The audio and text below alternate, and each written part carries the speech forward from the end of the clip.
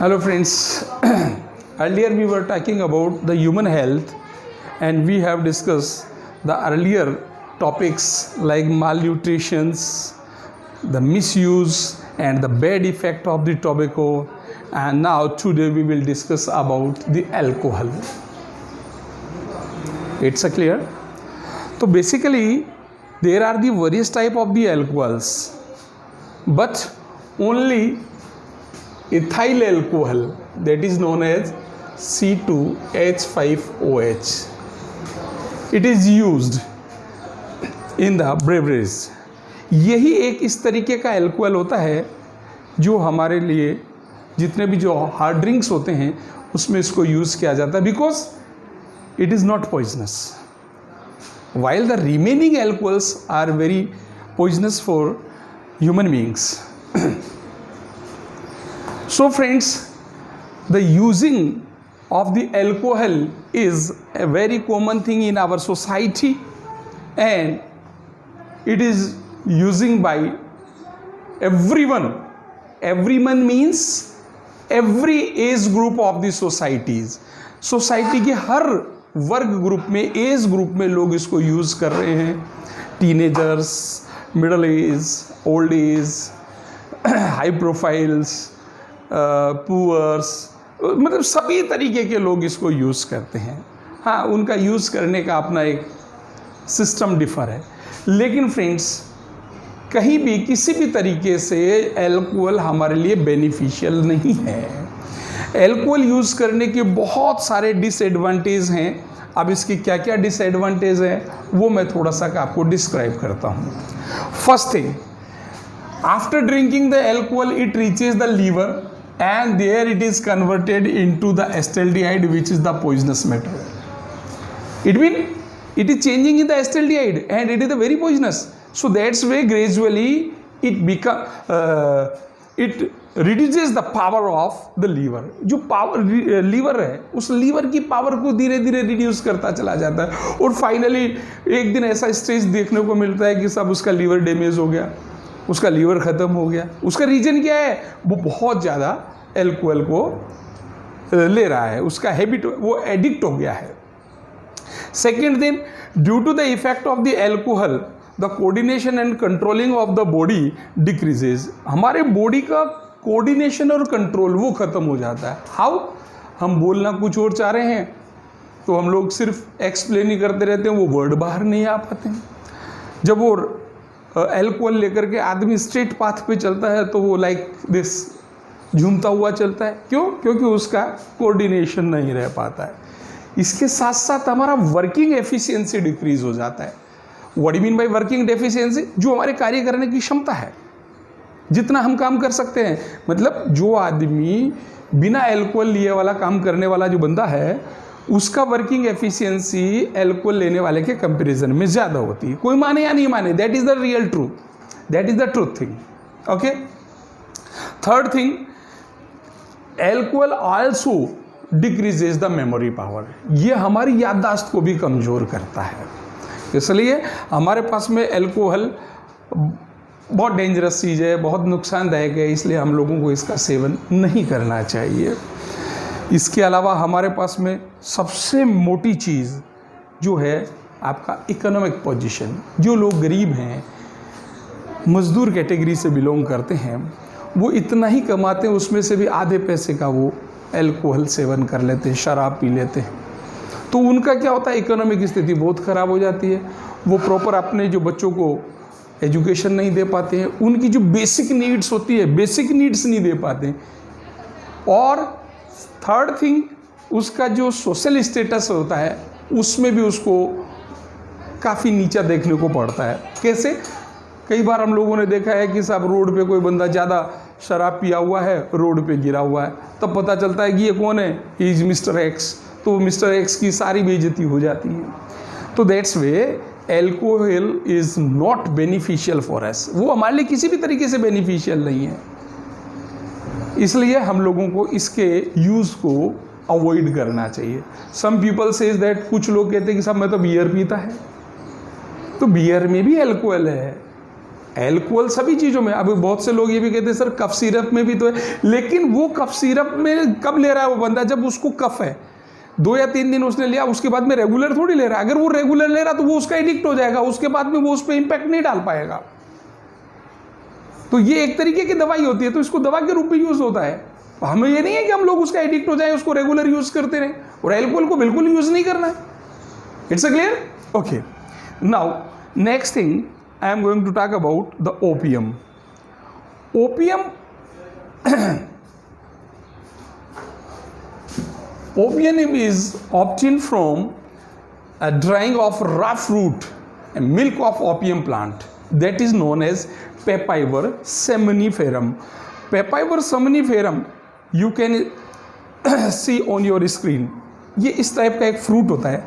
तो ये जो फ्रूट होता है दोस्तों, इसके ऊपर ऐसे कट लगा देते हैं लाइक दिस, और इस कट में से आप ये देखिए कि वाइट कलर का एक ये मिल्क बाहर निकल रहा है, और ये एयर के कांटेक्ट में आने से धीरे धीरे ये सूख जाता है और फिर इसको यहाँ से रिमूव कर लिया जाता है।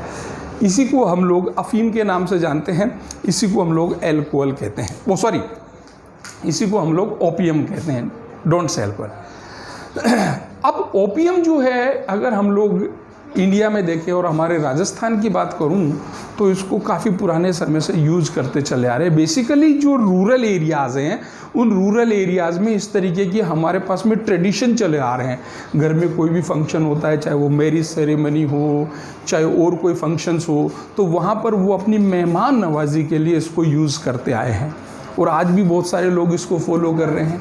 तो ये हमारे क्या है, एक बुराई है, सामाजिक, it is a social evil, but वो उनका एक हमारा संस्कृति का पार्ट मानते हैं कुछ लोग कि नहीं साहब ये तो हमारा कल्चर है, इसको तो हम छोड़ ही नहीं सकते। लेकिन ये हमारे हेल्थ के हिसाब से बहुत ही डेंजरस है। रूरल एरियाज़ में बहुत सारी जो मदर्स होती हैं, जो इलिटरेट होती हैं, वो अपने छोटे बच्चों को गहरी नींद में सुलाने के लिए थोड़ा सा घोल करके उनको दे देती हैं, जिससे बच्चे गहरी नींद में सोए। अब वो क्या करता है कि धीरे धीरे उनके नर्वस सिस्टम पे इसका इम्पैक्ट डालता है। तो हम लोगों को इसको उसका एडिक्ट नहीं बनाना है, बच्चों को नहीं देना है। इसके अलावा ओपियम लेने से क्या होता है कि लोग इसका हैबिचुअल हो जाते हैं, फिर उनका ये आदत छूटता नहीं है। कुछ इसको, अब ओपियम के बहुत सारे सिस्टम्स होते हैं।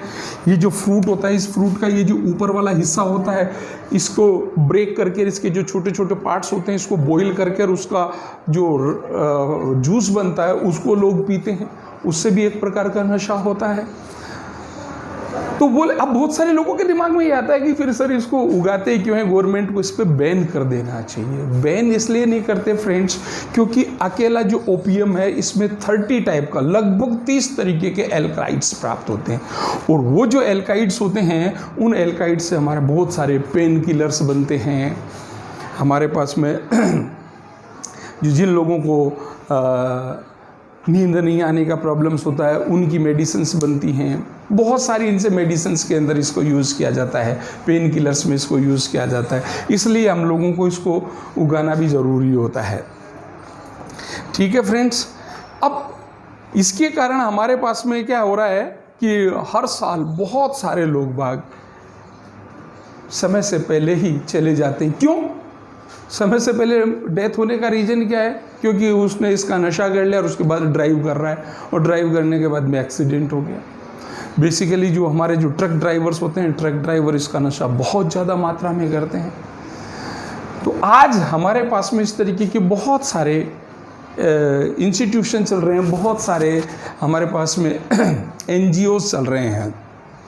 वो जो NGOs हैं, वो लोग क्या कर रहे हैं, वहाँ पर उन लोगों को इस तरीके से मोटिवेट कर सकते हैं कि that's way they can get rid from this type of the addictions. इस तरीके की जो एडिक्शंस हैं उनसे वो दूर हो सकते हैं।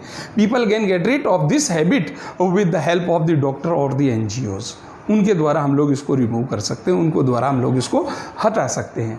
तो दोस्तों, ये इस तरीके के कुछ हमारे सोशल में, हमारी सोसाइटी के अंदर कुछ बैड इम्पैक्ट्स है जिस पे हम लोगों को काम करना है।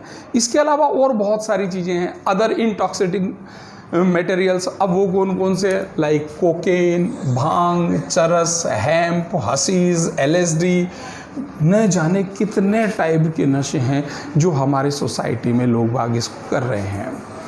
और जितने भी जो आज के जो जवान बंदे हैं, young people use them due to the various reason, but soon they get in the clutch of these type of the intoxicants. Okay, and the bad effect of these intoxicating materials are increasing the family disputes and nature of doing crimes and mental weakness and physical weakness. अब इनकी लेने से क्या होता है कि लोगों का मेंटेलिटी चेंज हो जाता है, क्राइम्स बढ़ते चले जा रहे हैं, क्योंकि आदमी जब नशा कर लेता है तो जिस चीज़ पे वो फोकस कर लेता है उसको वही करना होता है।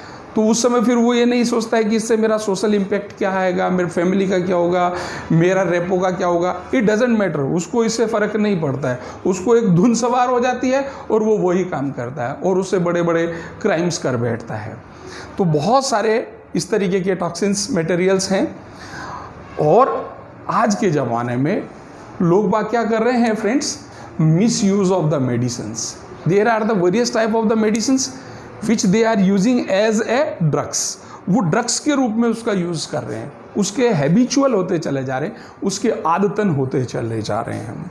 According to the survey conducted on the demand of intoxicating materials in the South Asia, among the drug addicts in India use 42% alcohol, 20% opium, 30% heroin, 6% ganja and more than 1.8% other kind of intoxicants.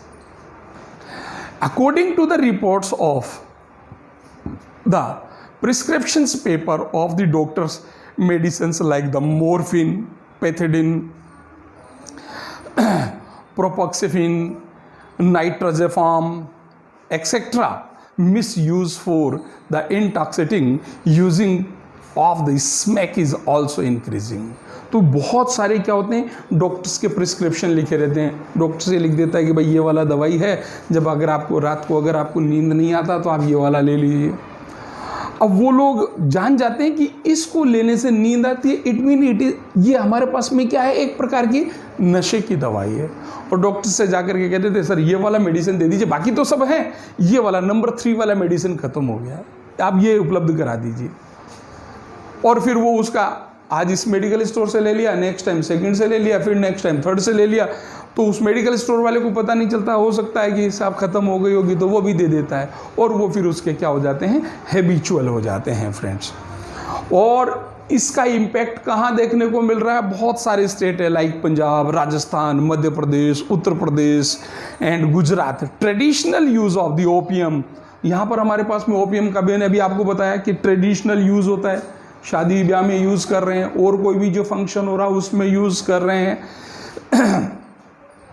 और इसके साथ साथ जो छोटे बच्चे हैं वो और नए नए तरीके के आइडियाज़ लेकर के आते हैं। अब वो क्या है वो देखिए, कई बार आप लोगों ने देखा होगा कि रोड के ऊपर ये जो छोटे छोटे जो बच्चे होते हैं हु आर कलेक्टिंग द ग्रेबेज, जो कचरा इकट्ठा कर रहे हैं, पॉलीथीन बैग्स को कलेक्ट कर रहे हैं, वो क्या करते हैं friends, they are using the thinner, acetone, petrol, solvent, these are non traditional sources of intoxication। यानी नशे के ये एक नए साधन है, लोगों को लगता ही नहीं है। ये जो हमारे पास में करक्शन फ्लूइड होता है उसको इनहेल करते हैं तो उसमें नशा होता है। ये जो मार्कर है, इस मार्कर में क्या होता है, ये हमारे पास में क्या थिनर बेस है, इसको इनहेल करते हैं तो ये क्या है, दीज आर दी डेंजरस। अब वो धीरे धीरे में तो उसको लगता है कि इसका खुशबू अच्छा लगता है, कई लोग पेट्रोल सूंघते हैं, कई लोग अपने जो केरोसिन होता है, मिट्टी का तेल है, तो ये सब के सब क्या करते हैं, हमारे हेल्थ पे बैड इम्पैक्ट डालते हैं, इल इम्पैक्ट डालते हैं, हमारे शरीर के लिए हानिकारक है। तो दोस्तों अगर हमारे पास में कभी भी अगर हम लोगों को बच्चा ये कहता है कि नहीं क्या कर रहा है, मैं पेट्रोल सूंघ रहा हूँ, इट मीन उसको ये लत लग सकती है। तो हम लोगों को, पेरेंट्स को इसके ऊपर अवेयर रहना चाहिए। बहुत सारे लोग बात क्या करते हैं, नेल पॉलिश है, स्प्रे है, पेंट है, रबर सीमेंट है, ड्राई इरेजर है, न जाने कौन कौन सी चीज़ें हैं जिनका लोग बाग नशा कर रहे हैं। ठीक है फ्रेंड्स, तो इन नशों को करने से हम लोगों को बहुत सारी प्रॉब्लम जनरेट हो सकती है। तो हम लोगों को, पेरेंट्स को, स्टूडेंट्स को और टीचर्स को, सभी लोगों को मिल करके हमारे सोसाइटी में जागरूकता, अवेयरनेस की बहुत ज़रूरत है। लोगों को अवेयरनेस जितना ज़्यादा होगा, हम लोगों उसके जो बैड इम्पैक्ट है उनके बारे में बताएं, तो हम लोग शायद हमारी जो अपकमिंग जनरेशन है उसको इस गर्त में जाने से रोक सकते हैं। नेक्स्ट इज अडल्ट्रेशन और in the food product. Adulteration means होता है मिलावट। अब दोस्तों, आज का जो बिजनेसमैन है वो क्या कर रहा है कि अपने फ़ायदे के लिए वो जनता के साथ में, ह्यूमन बीइंग के साथ में एक बहुत बड़ा क्या कर रहा है, एक गेम खेल रहा है। वो लोग क्या करते हैं कि हमारे जितने भी जो फूड प्रोडक्ट्स है उनमें इस तरीके के सब्सटेंसेस को मिला देते हैं जो हमारे लिए बड़े डेंजरस रहते हैं।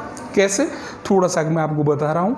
Everyday product we purchase from the market has the adulteration problems and the fear of the general public is also natural. Adulteration in the material has the affected our daily life, and there is an abundance of adulteration activities in whole country, like the synthetic milk, ghee, oil, tea, spices and etc. and these are selling openly, खुले में बिक रहे हैं। हमारे पास भी जो तेल है वो यूरिया से और वेजिटेबल ऑयल से मिला करके बना रहे हैं सारे। तो ये जो चीज़ें हैं ये हमारे को रोकनी होगी, इस पे हम लोगों को काम करना होगा। हमारी गवर्नमेंट को इसके लिए कुछ स्ट्रॉन्ग स्टेप्स लेने होंगे, इसके लिए लॉ बनाना होगा, और जो भी लोग इस तरीके के एडल्ट्रेशन में इन्वॉल्व हैं उनको हम लोगों को कड़ी से कड़ी सज़ा देनी होगी। After all, first we take some the example of cold drink. अब मैं आपसे एक छोटा सा कोल्ड ड्रिंक की बात करता हूँ। Due to not fixing the standard amount of the substances to be the mix in the cold drink in our country. हमारे देश में गवर्नमेंट ने ऐसा कोई रूल ही नहीं बना रखा कि इसमें क्या क्या मिलाना चाहिए। सब अपना अपना फार्मूला होता है। कोक, आपको मैं जानकारी बता दूं कि कोका कोला पहले भी इंडिया में बैन हो चुका था, लेकिन ये फिर बाद में आया। उसका रीज़न भी यही था क्योंकि जो उसके जो सब्सटेंसेस थे वो सब्सटेंसेस की कोई जानकारी नहीं थी, उसका फार्मूला क्या है, कितना परसेंटेज है, किसी को कुछ भी नहीं पता है। And due to not fixing the standard amount of the substances to be the mixed in the cold drink in our country, the government also does not know which company has mixed and how much unhealthful substances, actually lead, DDT, malathion and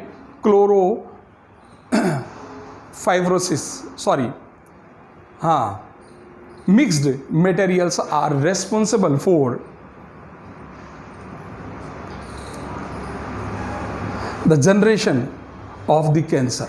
अब इससे हम लोगों को cancer जैसी भयानक बीमारियां हो सकती है। तो दोस्तों, इस तरीके की अडल्ट्रेशन जो है, अडल्ट्रेशन का मतलब यही है कि हमारे पास में किसी भी तरीके की मिलावटी, not only I am talking about the cold drink, केवल कोल्ड ड्रिंक ही नहीं, हमारे जो खाने पीने के जो मसाले हैं उनमें आ रहा है। अभी मैंने आपको बताया दूध में आ रहा है, घी में आ रहा है, जो आपका मावा है उसमें आ रहा है, और हमारी जो मेडिसिन्स हैं उनमें आ रहा है। तो इन सब के लिए हम लोगों को, हमारी गवर्नमेंट को एक ऐसा एक्ट बनाना चाहिए, जो लोग भी एडल्ट्रेशन में इन्वॉल्व होते हैं उनको कड़ी से कड़ी सज़ा देनी चाहिए। इसका लास्ट पार्ट थोड़ा सा और बच रहा है, उसको हम डिस्कस करेंगे नेक्स्ट क्लास में। Till then, thanks, good bye.